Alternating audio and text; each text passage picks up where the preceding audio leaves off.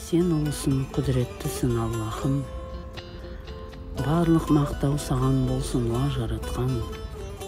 Сен рахымда мейірімдісің Аллахым. Нығметіңмен жанымды нұрландырған. Шүкір етіп, тәубе етіп, сәжде етіп, о Аллахым, бір саған табынамын. Кешірім етіп, рахым етіп, жәрдем етіп, қорға Аллахым, бір өзіңе жалынамын. Субханаллах, жақсылықты насып ет. Әлхамдулиллах, қуанышты кәсіп ет.